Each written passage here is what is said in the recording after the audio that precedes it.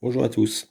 Alors la première considération tactique à DBA, c'est de bien connaître ses troupes, celles de l'adversaire et le terrain. Dans le cas, pour l'exemple, d'une opposition entre un Indien Kushan, que l'on a à gauche de l'image, et un Indien Maurya qu'on a à droite de l'image, c'est savoir évaluer quelles sont ses forces de rupture, quelles sont ses forces d'arrasement, quelles sont ses forces de soutien, quelles sont ses forces qui vont lui donner une plus grande mobilité, de façon à savoir s'adapter.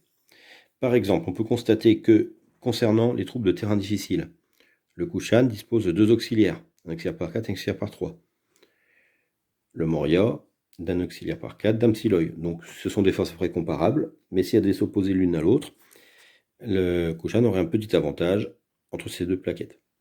Au niveau des tirs, l'avantage est nettement en faveur du Maurya, qui a 3 archers par 4, à opposer à 2 archers par 3. Au niveau de la force de rupture des chevaliers, on a 2 types de chevaliers différents, des chars lourds chez le Maurya et du cataphracte chez le Kushan.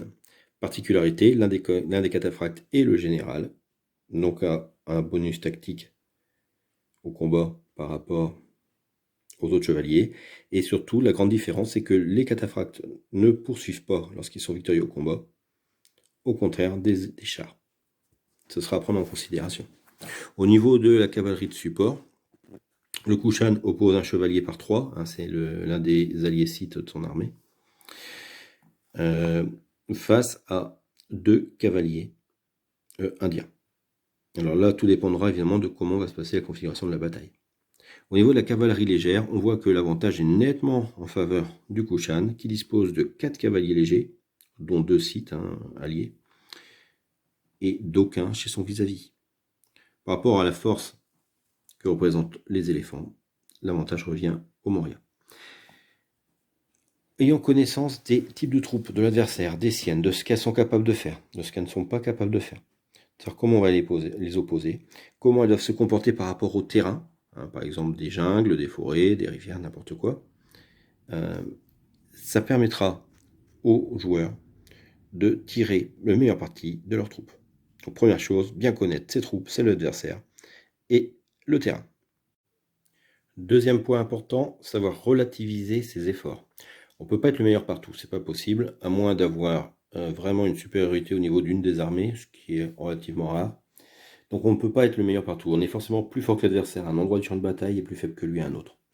Si je regarde cette configuration-là, l'Indien Maurya est sur le papier en passe de l'emporter en charge frontale au centre contre son adversaire. L'éléphant détruisant le chevalier au moindre recul, le risque est important pour le joueur Kushan. Les chevaliers détruisant l'auxiliaire au moindre recul, ça n'arrange pas les affaires de l'adversaire, malgré la présence de troupes protégeant l'aile. En revanche, sur la droite, sur l'aile droite du Maurya, les 2 cavaliers qui cherchent à barrer la route à l'allié scythe du Kushan sont en infériorité. Même s'ils sont individuellement meilleurs que les 2 cavaliers légers que l'on voit encadrant le chevalier, ils sont moins nombreux et au total moins efficaces que leur adversaire. Le but d'une armée, c'est d'essayer d'emporter la décision là où on est fort et de gagner du temps en sautant la gorge de l'adversaire, par exemple. On peut envisager que le joueur indien mette la pression sur son adversaire au centre, tout en cherchant à gagner du temps là où on est le plus faible, en évitant éventuellement le contact, et tout en anticipant évidemment les risques pris par sa force principale. Si le cavalier se contente de gagner du temps en ne bougeant pas et en laissant le flanc menacé, le Kushan va sauter sur l'occasion.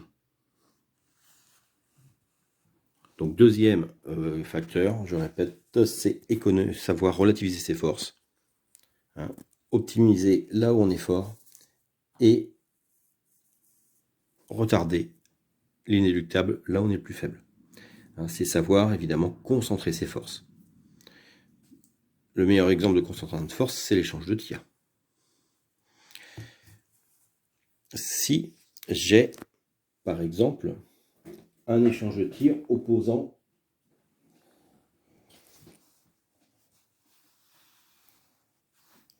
deux archers Kushan et deux archers Moria, on se retrouve avec une configuration où chacun des adversaires a 2 contre le 2. Celui-ci va avoir 2 contre celui-ci, celui-ci aura 2 contre celui-ci. Si par le jeu des mouvements antérieurs, donc le problème c'est qu'avec 2, on est très vulnérable, hein. On est vite à la moitié au résultat du tir de l'adversaire, ce qui implique notre destruction. Imaginons que le joueur Kushan obtienne un 6 au dé, 6 et 2, 8. L'adversaire obtient un 2, 2 et 2, 4, il y a le double, il est mort, même si on a 4 figurines et 3. C'est un risque qu'on ne peut pas se permettre toujours. D'où la nécessité de concentrer ses forces. Et imaginons qu'avec le jeu des différents mouvements, je me retrouve dans la possibilité de grouper mes forces de tir. Cette fois-ci, je vais avoir 2 tireurs sur un seul, en état de riposter, ce qui multiplie mes chances de victoire en tant que joueur indien. Je tire à 2, il tire à 1 moins 1, 2 contre 1, j'ai des grandes chances de faire le double. Hein, le fait de concentrer ses forces, on essaie toujours de concentrer ses tirs, hein, par exemple. Alors, troisième principe général, c'est être actif. Alors, être actif, ça veut dire également anticiper. Alors, premièrement, anticiper là où on est le plus faible, là où on risque de céder. Imaginons le cas de figure où le joueur Kushan a disposé 2 cavaliers légers face à l'ouverture qui borde cette forêt. Je dois anticiper évidemment le risque qu'il me contourne. Il peut me contourner très très facilement puisque du cavalier léger peut bouger jusqu'à 3 mouvements dans le tour du moment qu'il a les points d'initiative. Premier mouvement, 4 UD. Deuxième mouvement, dans le même tour. Donc 2 et 2, 4. Voilà, pour 2 points, il se retrouve ici. Il suffit d'un tour pour arriver à mon contact. Évidemment, comme ce sont des mouvements multiples, il ne peut pas s'approcher à moins d'un UD de ma troupe. Que ça ne tienne, pour un point, il se retrouve ici en position très favorable pour les tours suivants. Si je veux empêcher ça, et que je n'ai à ma disposition que, parce qu'on ne choisit pas toujours ses troupes, hein, c'est l'endroit où je n'ai pas choisi de combattre, je n'ai pas laissé mes meilleures troupes. Imaginons que je n'ai que ce psilette. Si je joue en réaction, je risque simplement d'opposer une résistance vaine et de me faire détruire dans la plaine.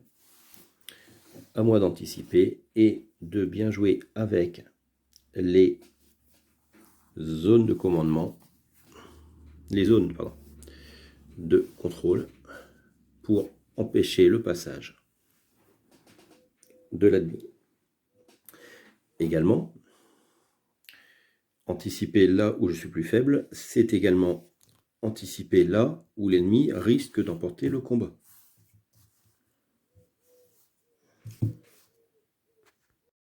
Par exemple, face à un ennemi qui risque de l'emporter. Hein, par ici, notamment, on voit que le général Kushan, ses probabilités sont respectées, va rouler sur les pauvres auxiliaires qui lui sont affrontés, que la puissance de feu de l'archer ne suffira certainement pas, encore moins corps à corps contre l'éléphant, et que le cavalier lui-même risque d'avoir de grosses difficultés à contrer le chevalier Kushan. Donc là, sur ce secteur du champ de bataille, l'Indien Moria est en grand danger. Il a du coup anticipé en constituant une réserve qui lui permettrait éventuellement d'agir là où il risquerait de céder au corps à corps pour essayer de contrer. Voilà, dans le cas de figure que nous présentons actuellement, il n'y a pas de grande chance quand même pour le pauvre Moria sur ce secteur-là du champ de bataille. Mais au moins, il a prévu une réserve. Réserve qui d'ailleurs, dans certains cas, permet d'exploiter une ouverture qui a pu se créer, un point de passage qui a pu se créer au hasard des batailles. Donc, troisième point, c'est toujours être actif et anticiper.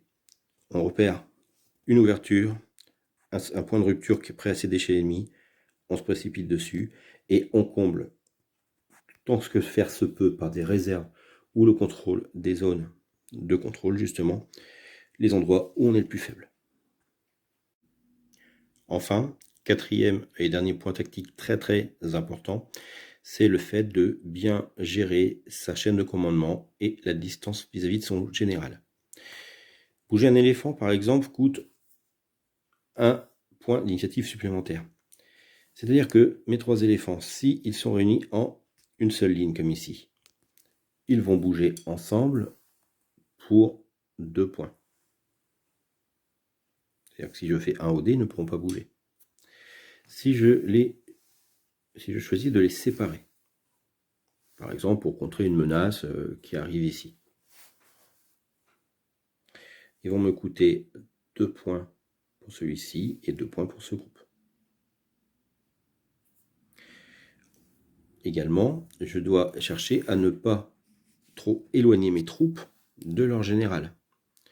Imaginons qu'ici, j'ai un cavalier qui a résolu d'attaquer le campement Kushan. Le problème, c'est qu'il va se situer à une distance supérieure à 4 UD, unité de distance de mon général. Or, la vue étant cassée par un terrain tel que la forêt, la chaîne de commandement de 8 UD, dans laquelle il se tiendrait normalement, est réduite à 4 UD. Et il est au-delà, donc il coûterait plus cher. Les armées et les plans les plus efficaces sont ceux qui nécessitent le moins de dés d'initiative. Parce que, à moins d'avoir une chance énorme, on ne contrôle pas du tout ces dés.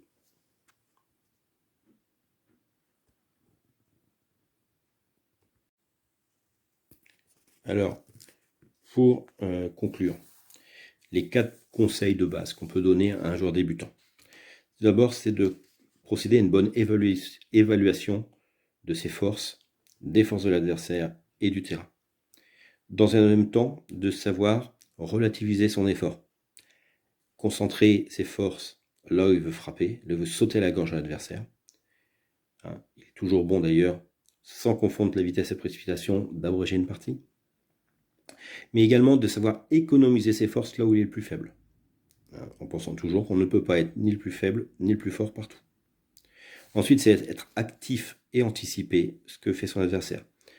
Souvent, on va chercher à dire « Ah tiens, je vais faire ça, c'est sympa, je vais me tuer un gars » et tomber dans un piège grossier tendu par l'adversaire.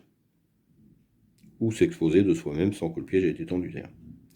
Et quatrième point, penser au commandement et à pouvoir jouer avec le moins de dés d'initiative possible. Normalement, si un joueur débutant, même pas très doué, qu'on respecte ces 4 points, normalement, il a de quoi poser de grosses difficultés à n'importe quel joueur. Voilà, merci de votre attention.